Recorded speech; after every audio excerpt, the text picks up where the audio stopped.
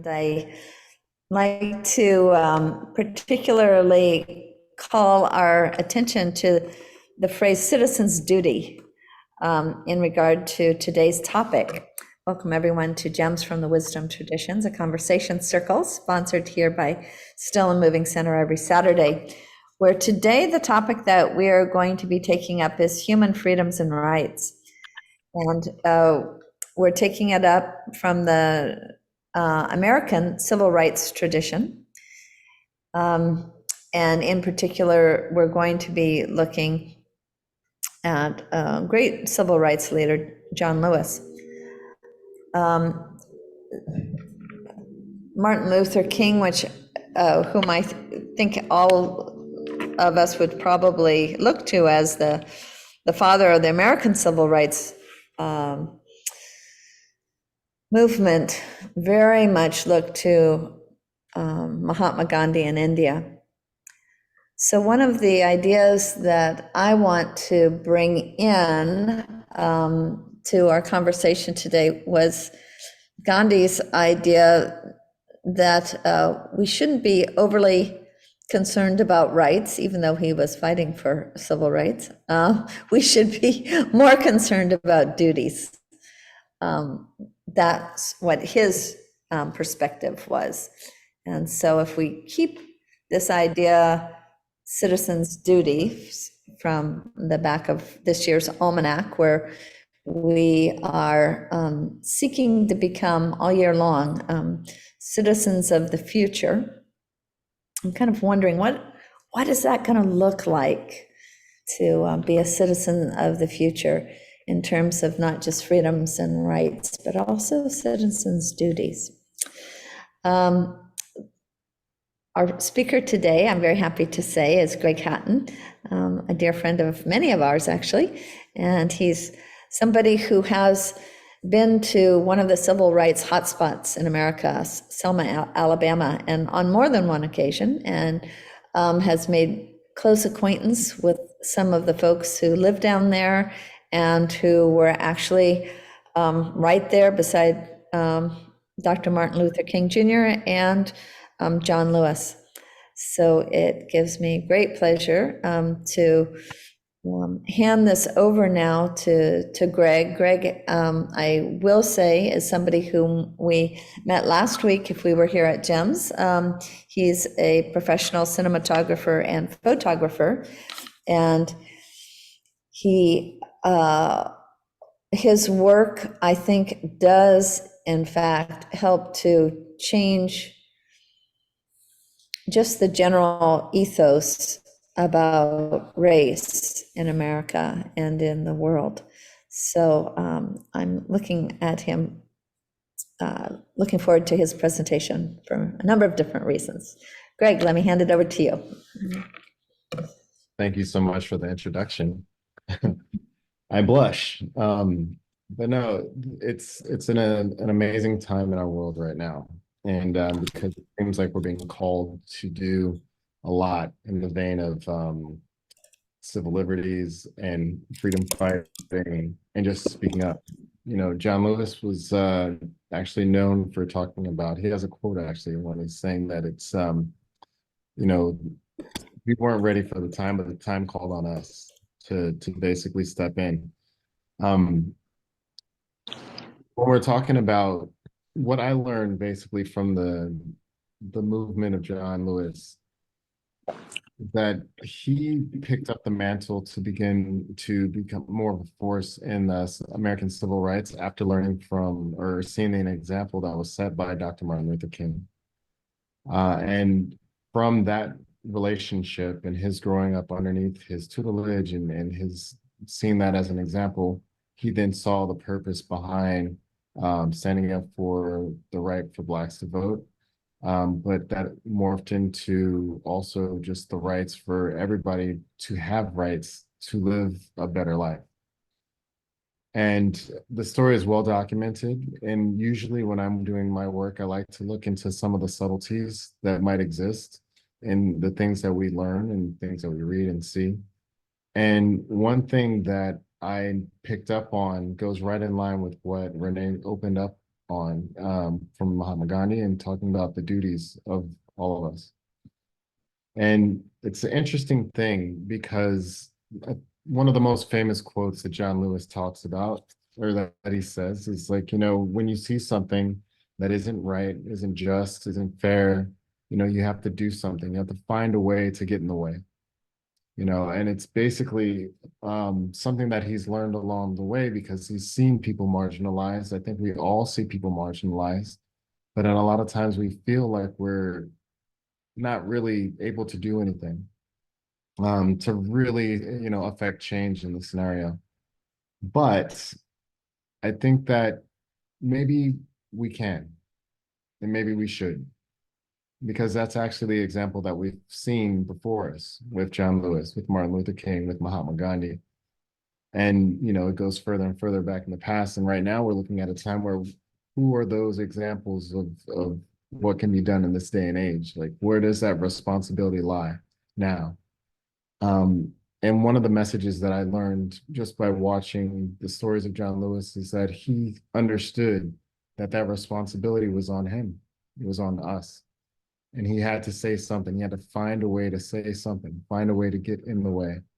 And that's a tradition that we've seen in not just the American civil rights movement, but in movements across the world where it's like, okay, you see people that have power or people that are trying to control one group or another.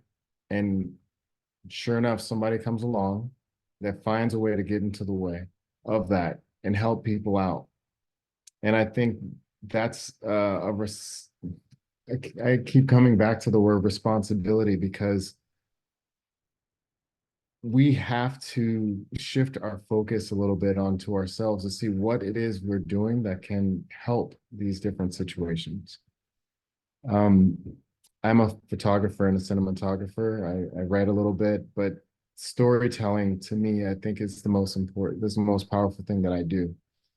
And I'm actively trying to find a way to tell stories that can help people to see a different version of what this world is and help them to make new decisions to help others or to see the world and try to help the situation that they're in themselves. So going back to the responsibility, going back to John Lewis, and I don't want to spend so much time focusing on his legacy and who he is as a person because we've all there's plenty of access to the stories that have been told about him. But I want to focus more on what he was doing, like what he learned from Dr. King and how he charged himself with it to go forward into the world and do more, and how we've seen that. So now what are we going to do? What are we going to see that's going to help us, participate in our duty to participate to help the next generation or the next people or the people that are around us? That participation is something that we really need to embrace as a people. And it's not just in the realm of social justice or anything like that. I think we experience that we do this in everyday life. We participate in, collaborations with friends and jobs and family members and all this kind of thing. But that same idea of participation can, at its core, works when you look at, your different communities. And I think Cliff and Renee are a very good example of this. I mean, they've done a lot of work with anti Blanche in Waimanalo, and that was an awesome experience to be a part of for myself. But it's like finding a way to get into situations to help people learn more, see more, experience more, heal.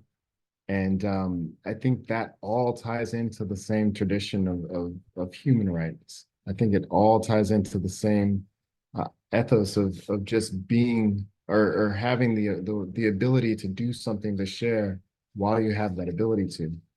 Because, if you're not, you're kind of like hoarding what you've got and not allowing the rest of the world to see it or to experience it. And I don't know if that's the right idea to go about living life. That's my take on what these messages come down to. You know, they can dress themselves up in a lot of different ways when we're talking about civil rights or like voting rights that John Lewis fought for. But when we're talking about in the modern day, like just making sure that people have a voice, making sure that people in the community are taken care of, making sure that you can share with one another or just like have the ability to receive proper education. All of these things are in the same vein. You know, we talk about the through line a lot, but it's kind of there. So yeah, that's I've been thinking about this all day long as I've been looking at some of the news and also looking at you know, the times we're in and the things that we're facing, and also looking for people to, you know, stand up and try to find a way to contribute in a positive manner to this world. And because those are the people that we want to get behind. Those are the types of people that are following in the footsteps of John Lewis, if they knew it or not. And the interesting thing about all of this, and I kind of got off track, but the interesting thing about all this is I don't know if these are necessarily things that you can teach people to do. I don't know if you can teach people to be a certain way. I think that you just have to be that, and people will see that. And if you remember the Muppets and Sesame Street, Jim Henson is the creator of that. And he had an amazing quote. And I think that this ties into everything that we're talking about. And he says, you know, children do not learn what you try to teach them, they learn what you are. And in this situation, we see how a lot of the messages that Martin Luther King put forward and the example that he put forward brought about who we know John Lewis to be. A lot of what he's doing right now in the world, or what he did while he was alive, spawned a whole list of people that want to stand up for what's right. And they might not be in the limelight now. I mean, we might not be in the limelight as we speak, but every little bit counts. So that example set us on this path of goodness and righteousness and help and you know, the pursuit of freedoms and civil liberties and learning how to express more life to the world. And we have to be that because people are going to see that, and that is what will affect change. That's Um, kind of where I go. Greg, for those of us who may not be quite as informed as you might take us to be, would you give us a couple specifics from Lewis's life of what he did, and maybe just maybe for in the next 5 minutes, some of the Yeah. highlights for you?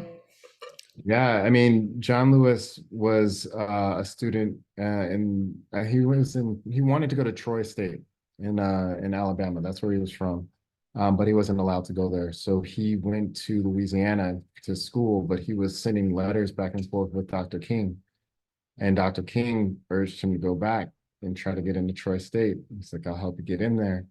And his family wasn't so into him being like the activist type. They were a very poor family. But he had something in him to burn and to teach more and or sorry, to stand up. He needed to fight for what was right because he didn't have um a lot of the opportunity or education that a lot of other people had.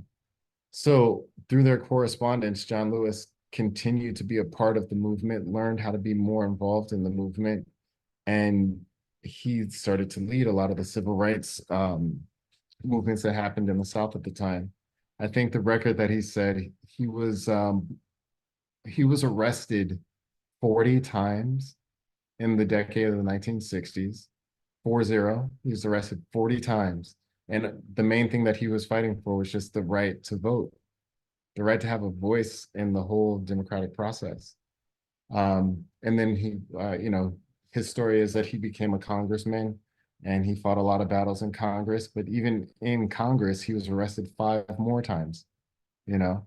So it's like he was fighting for the freedom of peoples because, as he famously said, I know racism when I see it. You know, you don't have to, he's lived through a life where racism and discrimination was a real thing. I mean, I know one of the things that we experienced when we went to Selma, we went to There's like a small museum that kind of shows you like how you had to vote and get your registration set up. And it was like a makeshift thing, but they had a figure of one of the people that were going to be like questioning you to see if you could be, if you were smart enough or qualified enough to vote. And one of the questions that they would ask the Black people when they came in looking to register, they would put a bar of soap on the table and say, how many bubbles are in this bar of soap? That's one of your questions so that you can vote. Insane. How many jelly beans are in this jar? Completely arbitrary questioning for the subject matter at hand, but this is what this country was doing, and these are the things that he fought against. And he fought and he got beaten a million times. I mean, it's ridiculous how much he's put his body on the line um, for the sake of, people having the right to vote. I mean, arguably, if he didn't do any of the things he did, I wouldn't be here right now. I don't even know what situation it would be if that movement didn't happen, you know? So we always have to think about like, the people that came before us, like where would Dr. Martin Luther King's legacy be if there wasn't, Mahatma Gandhi? Where would John Lewis said it 1,000 times? Without Dr. King, we would never have known him. And this is that responsibility thing that I think comes back to us. Like, who are we? What are we doing in this time? Because I'm older now than John Lewis was when he was doing those things. While he was in his college years and all that. And I'm leaving a mark for somebody else to do something that's whatever that's going to be. I don't know who it is, and there's no way that I could know, but each of us are, so we have to really think about what messages we're putting out from ourselves to foster up what this next generation is about. Cool. Is this a good transition point? I think so. Yeah, I think so too. Well, Greg, I do appreciate you giving some of us, the more specific information about John Lewis. I think all of us have heard that name. Maybe we watched some of the television footage of the time when he passed about a year ago now, right? Year and a half? Yeah, I think it's a year and a half. Yeah. Yeah, and how much honor he was given. And knowing some of the specifics, I think are very important to us. Maybe I'm not the only one who knows people who in the very, very important 2016 election decided, I don't really like who's on the ballot that much, and either side. I guess I just won't vote. Well, what a disastrous consequence came of that. And the people that I know of who made that decision are very sorry that they did. So Sure. this conversation about voting, of course, is very important when we live in a democracy, with something that is structured to be a democracy, that can only run as such when we as citizens take that responsibility to his quote to our that choice of will. his quote is that John Lewis has always said that voting is the most effective weapon in the most effective nonviolent weapon to use in a democratic society. That is the weapon of choice, the most powerful thing that you can do in a nonviolent setting in a democracy. That is it. So you have to vote. Yeah. Thank you. Other thoughts that folks have? We're glad to see all of you who are here, and for example, that Sarah, you were in Selma. I know that Judith has been in Selma. I wouldn't be surprised if Carolyn Dorrance has also been in Selma. So each of you might have something that you'd like to share along those lines. And I see for a start that we have Cliff with his hand up. Thanks, Cliff. Okay. Anyways, that one famous quote of John Lewis's that's all you always hear is "good trouble," Yeah. you know, and he as you pointed out, getting arrested 45 times or whatever it is, he got into a lot of trouble, but it wasn't bad trouble; it was good trouble. And normally we think of trouble as being bad, and we want to steer away from trouble. Um, but I'm thinking of that letter that Martin Luther King wrote from the Birmingham jail, where he said it wasn't the KKK or the white supremacists that were the real problem. It was the white moderates, the white liberals who were passive, who weren't really getting engaged. And I think when you think about Putin in Russia, or you think about even Hamas, or even Benjamin Netanyahu, they kind of rely on people being passive so that they can be controlled. Yeah. And it seems like passivity itself and the willingness, not having the willingness to insert oneself, is in many ways kind of the worst, the biggest problem. And yet, Right. I was thinking that how do we help young people become more engaged? You know, and it's about becoming or being, like you said. You can't really teach it so much, but the idea of heroes, having great heroes before young children, and the stories about heroism at an early age, and the importance of that kind of storytelling to inspire people to not let things just happen, in a society seems so critical. I was wondering if you could say something about helping people get more engaged and being able to separate trouble from, doing something wrong. A lot of heroes often are the ones that are breaking the laws because the laws themselves are wrong, right? So can you say something about that? The idea of good trouble and helping young people get engaged through storytelling? Yeah, definitely. Hello, Cliff. How are you, sir? It's good to see you. Good to see you too, Greg. Yeah, the idea of getting into good trouble is something that it's eloquently put by John Lewis. When he coined that phrase, I think it was like an instant hit because everybody knows sometimes if things aren't right, but they're supposed to be, you gotta go against that. You have to. This just doesn't make sense that I'm supposed to step on this person's back every time that I come into the doorway. And we're like, I don't want to. Oh, but you're going against the norm. Like, but I don't think that we should. Why don't we help that person up? It's you have to be willing, somebody has to be willing to take a little bit of a risk and point out something that's wrong. Because in doing that and finding a creative way to do that, you end up being exactly what you're talking about on the second half of your question. Like, how do we engage or how do we get people to do or to young people to engage and to do the right thing? They need examples of their, I mean, we all lead, we all learn from the generation before us. We all learn from the world around us. We need to see people doing things. I think when we were during the summer of 2020, when we had the lockdown and all this kind of thing, there was a situation that I was watching regarding the death of George Floyd and how that rocked the nation.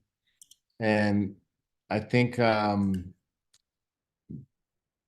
when Jacob Blake ended up getting shot, they were still playing basketball, but then basketball stopped. And everybody was really upset because we had just watched it. And one of the retired basketball players, his name is Chris Webber. He was crying on the TV and he was talking about how important it is to see or for young people to see like somebody that looks like them becoming something because that's the evidence that they need to validate their pursuit of it. He was talking about before he had joined or before he became a professional basketball player, Charles Barkley came into their locker room. Charles Barkley had already been in the NBA. He was a superstar, and Chris Webber was still in high school. And he's like, when Charles Barkley came in to visit these guys, and that was the first time that he actually saw a basketball player, like a professional basketball player. He was a good player already, but this was the first time that he saw physically, face to face, eye to eye, and measured himself up against an actual NBA star. And he's like, that was the first time I saw that, and that's when I believed that I could be it. That's when I got that motivation. So right now, I think what we really need to balance the game is for the younger generations, and not just the younger generations, but people that are in our friend groups, seeing us as what we want to be for the world. Because again, you can't teach anybody to do anything. They have to understand that this is okay to be and see different ways of doing it.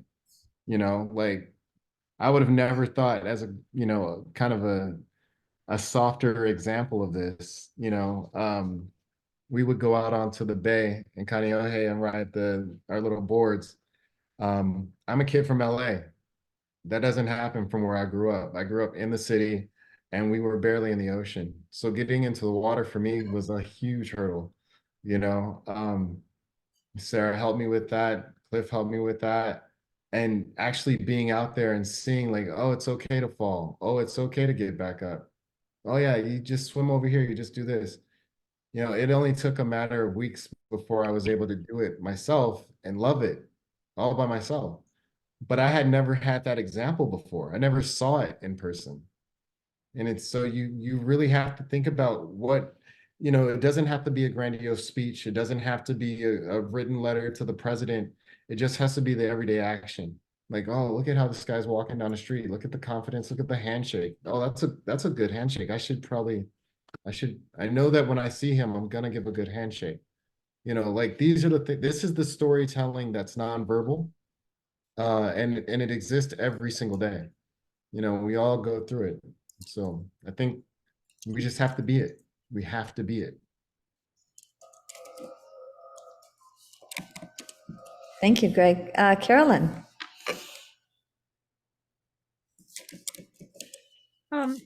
Yeah, you mentioned the importance of people who are from, you might say, different tribes or sides of the fence, learning to interact with each other and to see that, they can see the humanness in each other and all that. And I just wanted to share with you a couple of websites very briefly that I'll send to Renee and she can send to you. I was looking to see if there's any interaction between Israelis and Palestinians, and I found one that is fantastic. It's called the Alliance for Middle East Peace, and the acronym is AAMPE. And it's organized, I think, about 10 years ago.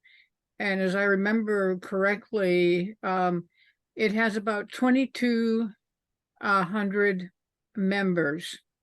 And they have Israelis and they have Arabs and Palestinians. And they have established a mode of interaction. And it's been very successful. They do it in smaller groups. And one side crosses the seemingly invisible wall between the two societies. And they try to, they're also trying to train people, including young people, to come forth and be part of this dialogue. And they don't have expectations of some sort of political victory, but they think it's important to demonstrate and to experience that Israelis and Palestinians can engage in each other, can respect each other, can maybe even each other. So I totally recommend that you access that website and find out all the, they have short interviews with people who are members and they explain what they've done or what they're doing. And they have a lot of lists of, goals and things like that. So I was just stunned that there was such a large organization that was dedicated to these representatives, if you will, of a better, more hopeful way for the two societies, the people of the two societies to get to know each other and seek ways for peaceful communication, peaceful engagement. So that's one. I was just shocked because I never, maybe something in Egypt or something, but I was just shocked to see that they had a large established organization with that goal. And secondly, maybe many of you have heard of this, but recently at the Institute of World Culture, we're taking up what's called the global ethic, which is something originally promulgated in 1893 at the first Parliament of World Religions. And in 2000, there was an effort that kind of a new vitalizing group said, we need to update this. And they did. And it's a remarkable document. It has incredible, it's so relevant that it's as if it just been published yesterday in the New York Times or something. And so it puts forth both an analysis of what the problem is in American society, but world society. And then it offers these principles. And it says there has to be moral principles. There has to be a recognition of that everyone alive is a member of humanity and deserves to be treated as a member of humanity. And so you can Google that and you can read the document. You can share it, and we'll be sharing it in January at the Institute of World Culture. Again, Global Ethic, Parliament of World Religions. So again, they made a very insightful effort to update this neglected document and to give something positive and philosophical and with moral principles that people could look at, study, and try to apply. So I just, as I say, I'll send the two websites. And it is amazing what's on the internet these days. And so Renee could perhaps send them to you. Wonderful, Carolyn. And it sounds as though maybe we need to get a little report from you here at GEMS on that global ethics, since you're going to be looking deeply into it. Maybe you can condense it so at least we can get a bite-sized piece of it. Thank you, Carolyn. January, not December. You got it. Malia, I see your hand up.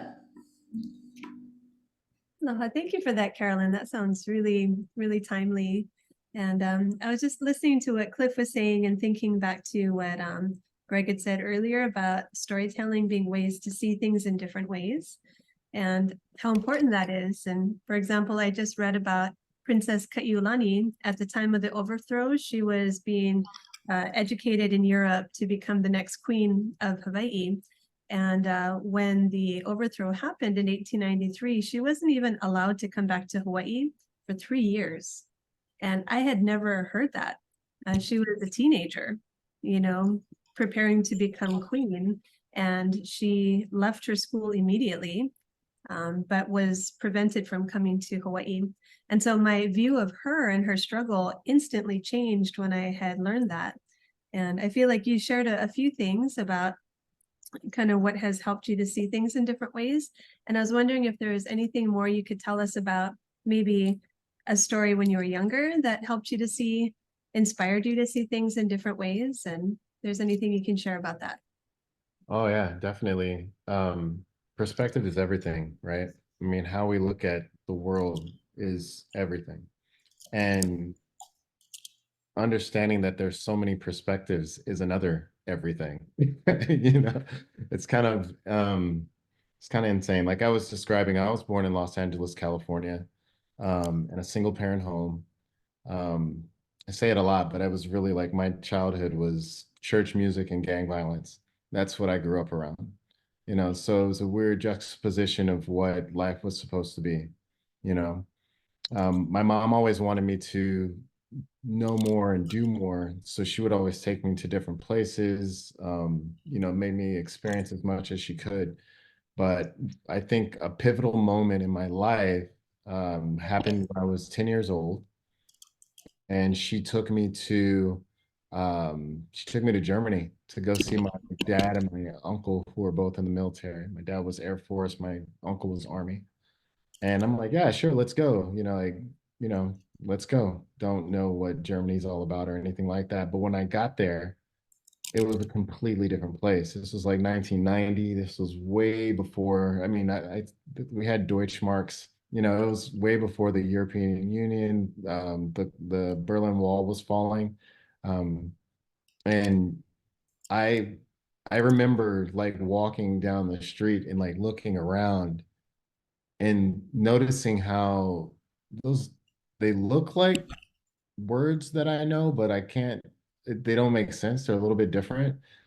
The people are dressed kind of like I've seen people dress, but it's not really the same. Like the shoes look weird, the voices are different, the cars, they're driving on the wrong side. Like, what's going on?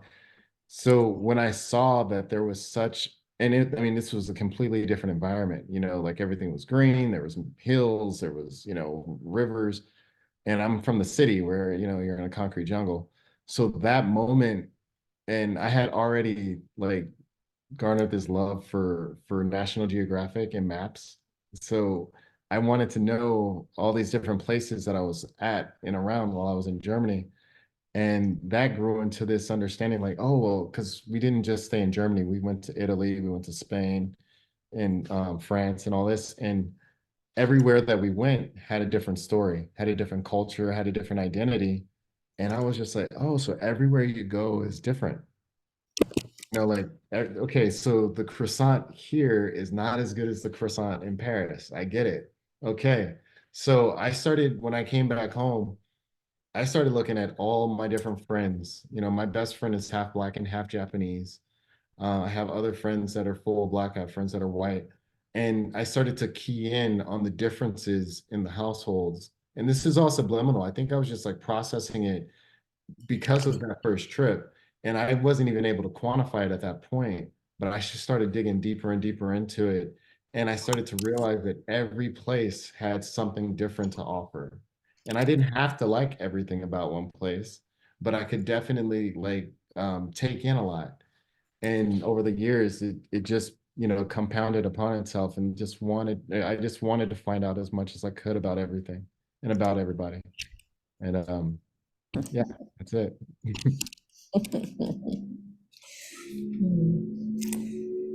Yeah, that importance of travel to get that kind of perspective that might help with world peace. I think that is really a It's the very most good point. important thing. It is the most important thing. Like you have to see these situations. Like storytelling is one thing. I talk about it all the time. I'm a storyteller, but I will always say like an image can only do so much. A movie can only do so much. You have to go and see it for yourself.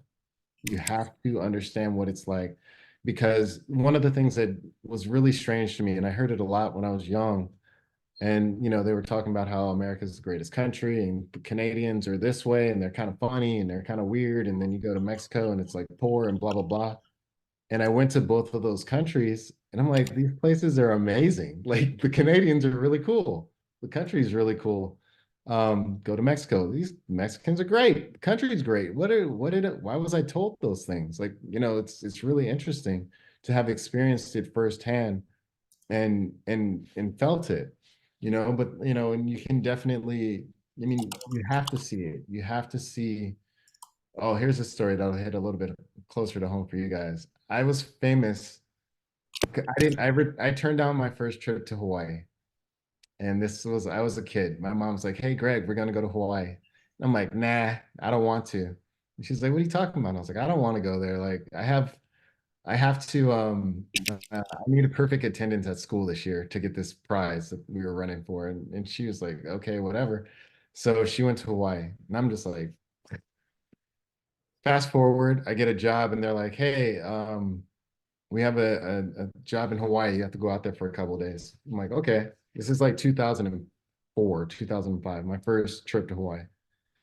And completely was like, this is going to be like whatever. I know it's going to be nice, but it's not going to be like everybody talks about it. It's whatever. It's just another place. And I got off of the plane at like 10 o'clock at night. And as soon as I got off, I looked around, I smelled the air at night. And I was like, oh my God, this is amazing. I was like, this is incredible. I can't wait for like tomorrow. So we were driving to the hotel. I'm looking around. I'm like, this place looks really cool. Went to sleep, woke up in the morning, opened the door. The beach is right there. People were, my mind exploded. I was like, am I in heaven? Like, what is this? This is completely not what I thought it was supposed to be.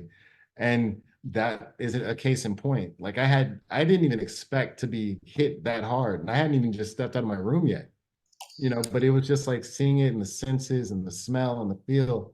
And I was like, okay, let me reserve the prejudice for a minute and just really go out there and engage with what this is and see, what it's all about. And I love that place ever since. It seems like this combination of having the stories and being exposed is a big part. And so much more is we can still hold our prejudice. We can still hold our preconceptions. And then even going somewhere, taking action, we can still hold our preconceptions and judgments. It gets a lot harder. And then that next step of really opening oneself. And I think the more we're exposed to variety and not just in the comfort, the more exercised we are in that third step of opening the self.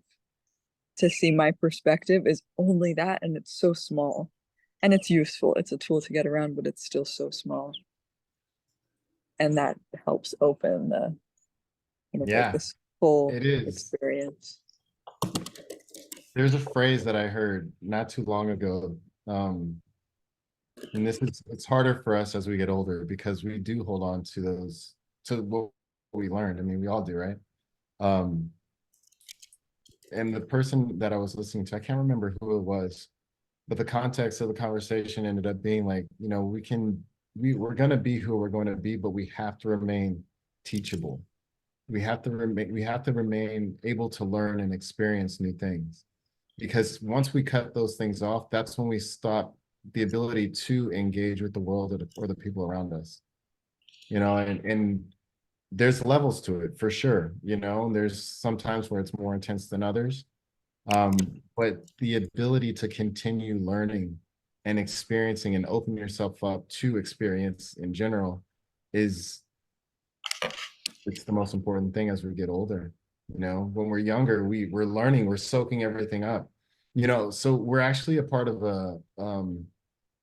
a group that's called At Leaf Digital, and we're trying to kind of rethink the education model in the world right now. And one of the things that we were talking about in one of our meetings is I'm on the board for philosophy. This is a design college, and the idea that we're revisiting the idea of you graduate and you get your accreditation after 4 years. Like in life, that's never really you learn something, you get your accreditation, but you continue learning. You really do continue learning. But a lot of the perspective that we see is like once a person's graduated, they don't necessarily need to go back to school. They might feel like they know what they've got, or they've got their master's, or they got their doctorate or whatever. Like, oh, I'm at the top of the game. There's not too much more I can learn.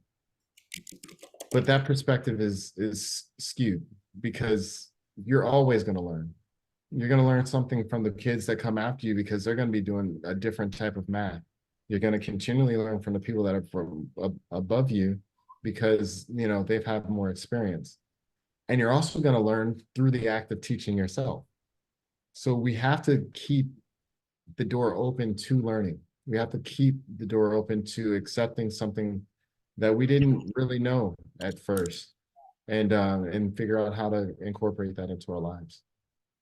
I'd like to do a follow-up question actually to Sarah, and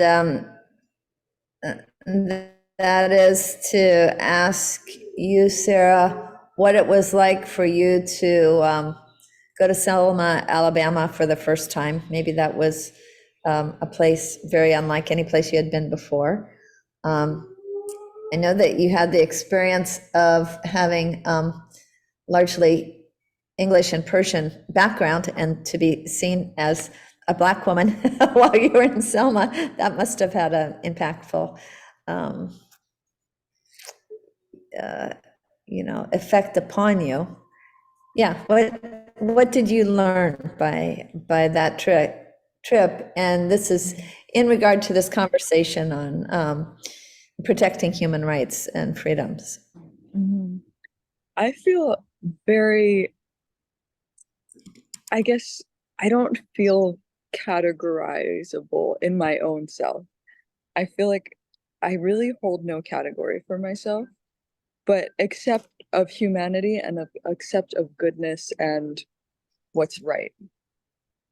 And I believe there is a general right and wrong as far as right action, treating each other well, elevating each other, even that this is a duty. I believe that absolutely not to diminish each other, but to elevate each other.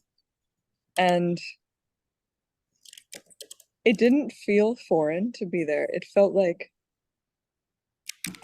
it felt right to be there in a space where there's so much action. Sometimes even growing up in Hawaii, I would feel so far from any action, even though I felt so much was still imbalanced and not right in the world.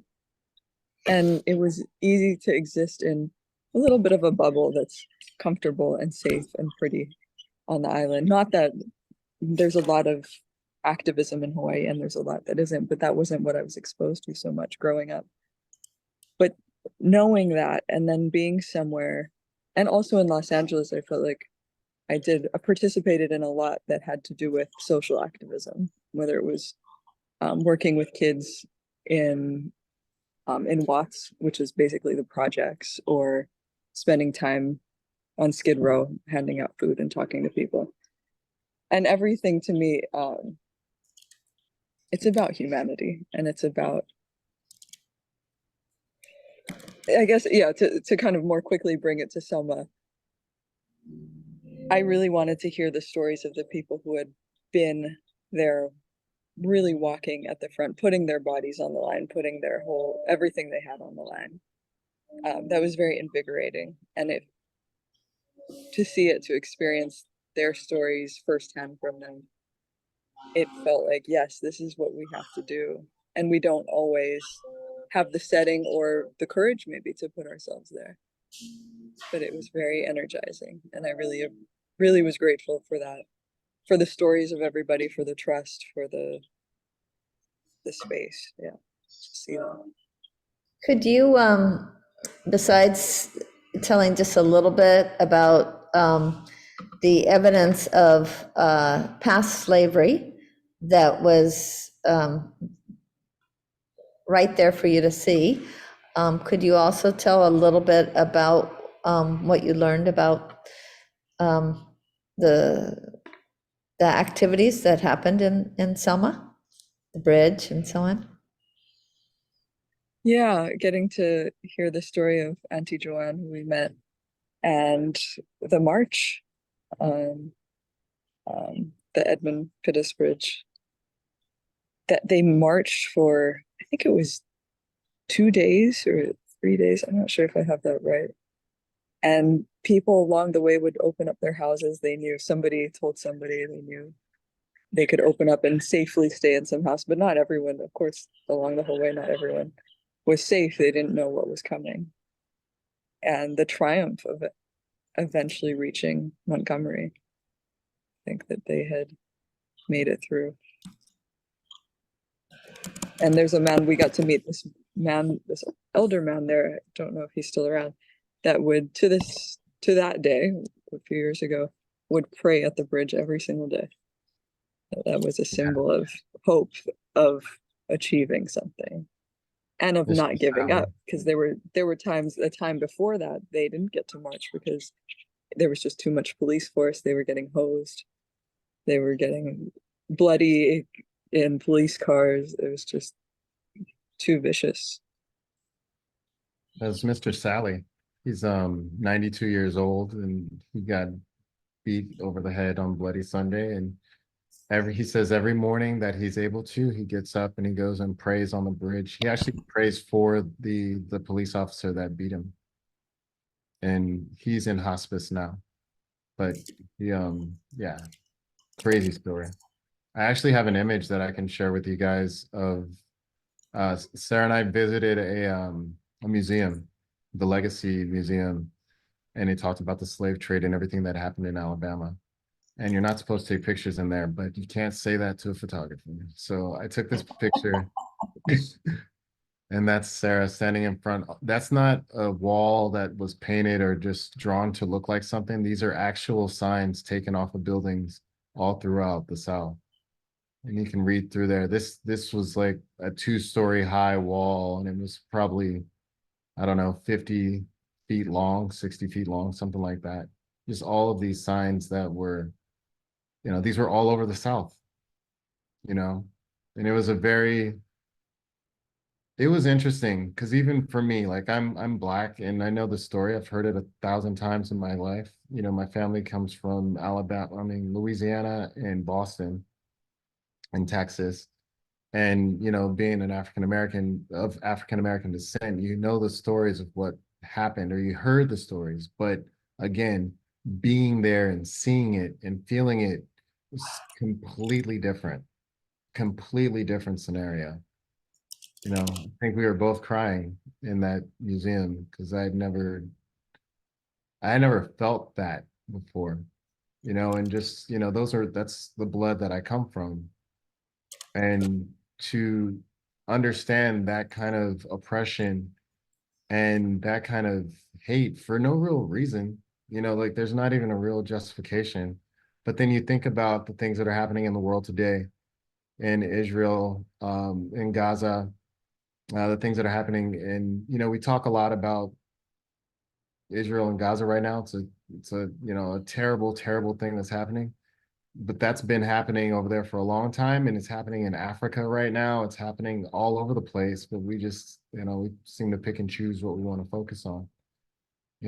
Like the situations in Africa have been crazy. So we really have to understand and make ourselves aware of what is happening in the world and who we are and how we help each other. And finding a way, like John Lewis says, finding a way to get in the way, Maybe it doesn't have to be a fight. Maybe it could be something that makes people feel good, but also brings their attention to something that they might need to see. Thank you. We have just a few more minutes, so I wanted to make sure that everybody who may not have had the chance to speak got a chance to make a contribution here. Sharona, you came from a very different society growing up in Cuba.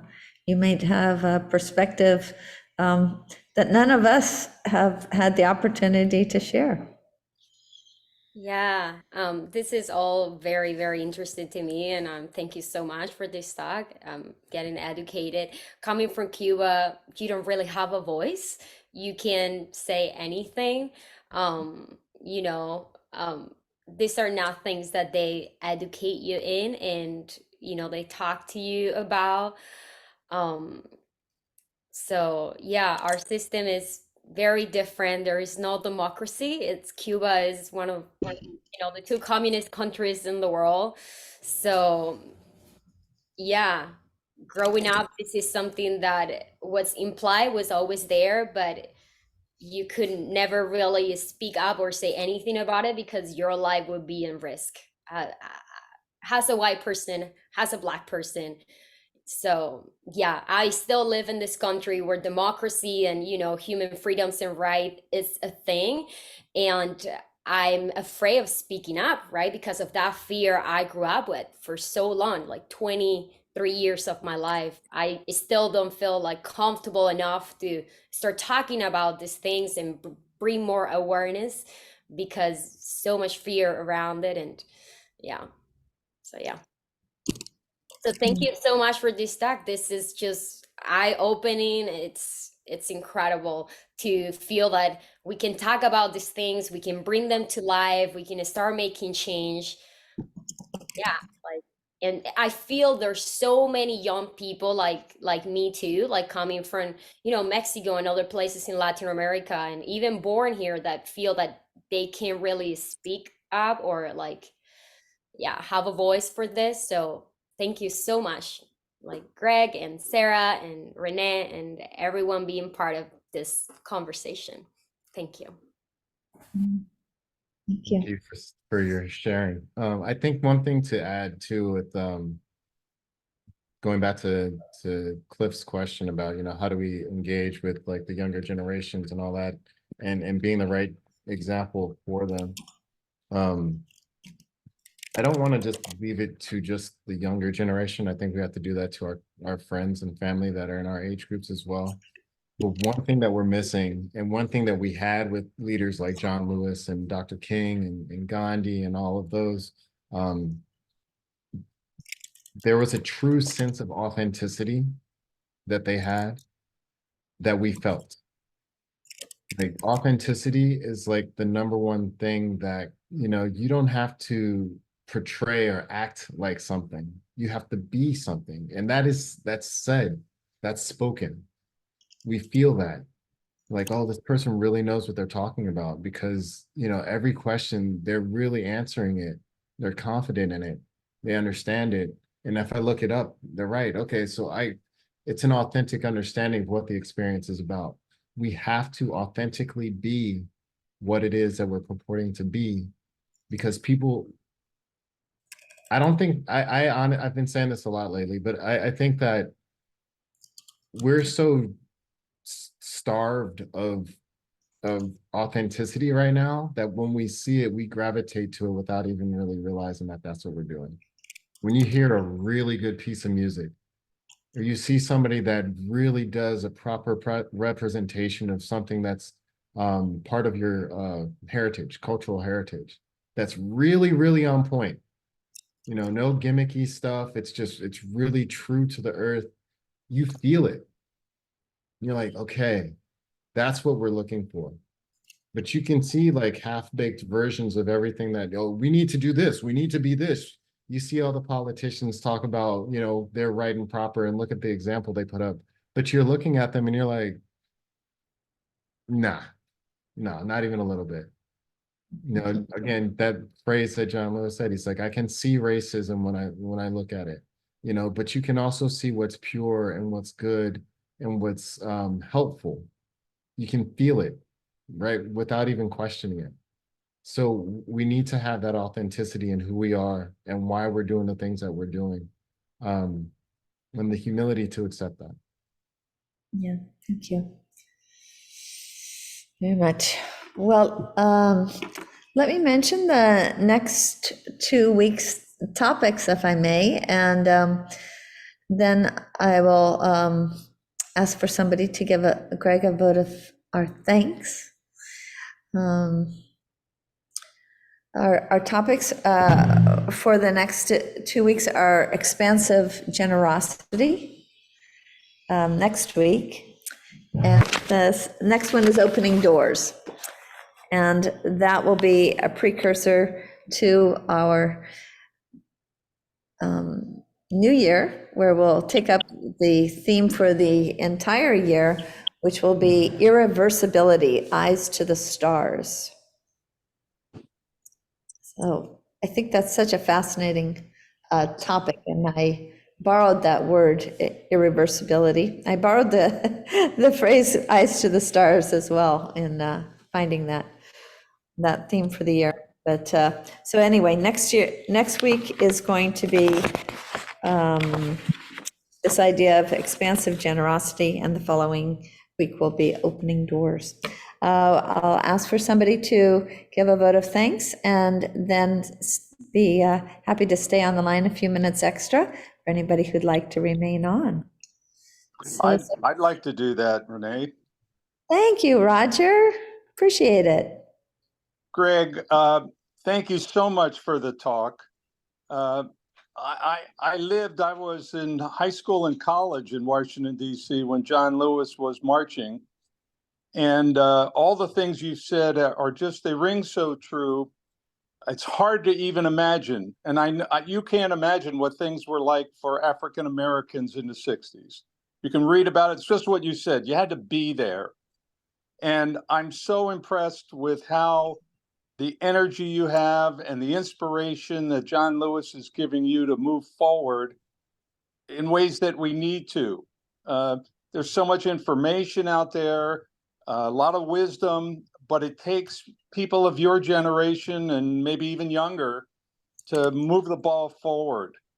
And thank you so much for not only just giving us this information, but for demonstrating how much it's moved you, and for taking the effort upon yourself to really do something with it, because this is what we need. Renee has these programs to help us all understand, and that's part of what the Kupuna are doing.